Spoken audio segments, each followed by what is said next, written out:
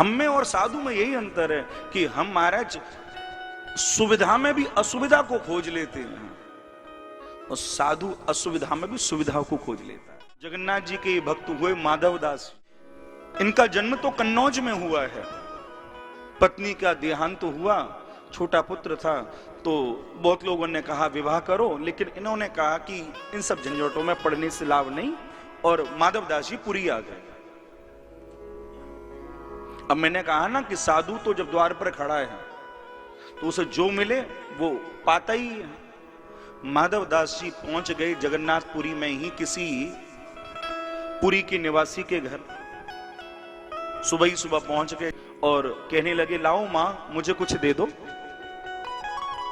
मुझे कुछ दो तुम। उस समय वो पोंछा कर रही थी। उसने कहा कि सुबह सुबह ये और आ गए। और महाराज उसने कहा कि सुबह सुबह तुझे क्या दूं, जब आया है तो ये ले। वो जो पोंछा लगा रही थी घर का पोंछा ही मारा मुंह पर फेंक कर, बोले ये ले जा इसे। माधवदास जी के। अब माधवदास जी को तो जो भी मिलता था किसी के घर से भी, तो पहले उसको ठाकुर जी का भोग लगाते थे। जो कुछ मिलता ठाकुर जी का भोग लगाते। अब ये तो पोंछा मिलाए हैं। माधवदास जी विचार करने लगे और कहने लगे, जगन्नाथ क्या तुम्हारी लीला, आज तक ऐसा भक्त तो कोई नजर ही नहीं आया जिसने पोंछा फेंक कर मारा हो। पहली बार किसी ने ऐसी वस्तु दी है। लेकिन अब माधवदास जी विचार कर रहे हैं, जो मुझे मिलता है जगन्नाथ को मैं भोग लगाता हूं, लेकिन इसने मुझे पोंछा दिया है, इस पोंछे से कैसे इसका कल्याण हो सकता है। ये पोंछा जो इसने दिया है, इस पोंछे से कैसे इसका कल्याण हो, क्योंकि जो भी मिलता है वो जगन्नाथ का भोग लगता है।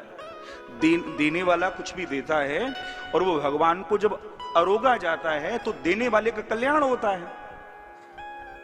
अब माधवदास जी सोच रहे हैं कि कोई ऐसी वस्तु तो है नहीं जो आपको अर्पण करूं, लेकिन मैं ये भी चाहता हूं कि इसका कल्याण हो, क्योंकि जो इसने दिया है वो आज तक किसी ने दिया नहीं है। इसका कल्याण कैसे हो। तो माधवदास जी ने उसी ही पोंछे को पहले धोया, जो मटमेला था उसे धोया, और धोकर उसके सारे धागों को बाहर निकाल लिया। और सारे धागे बाहर निकालने के बाद उससे बनाई बाती, और बाती बनाकर भगवान जगन्नाथ के मंदिर में जला दी है। भगवान के मंदिर में वो दीपक जला दिया।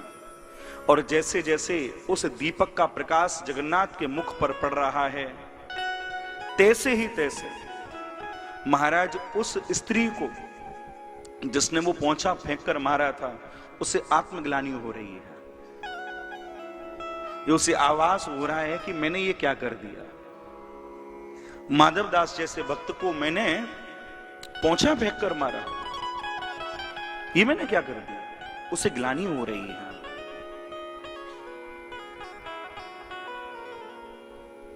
तो कहने का अर्थ, कहने का भाव यही है बंधुओं, साधु को जो मिले उसे पाकर वो प्रसन्न हो जाता है और उसमें भी देने वाले का कल्याण खोजता है। किसका कल्याण कैसे होगा, जिसने दिया है उसका कल्याण कैसे होगा। ये साधु का स्वभाव है।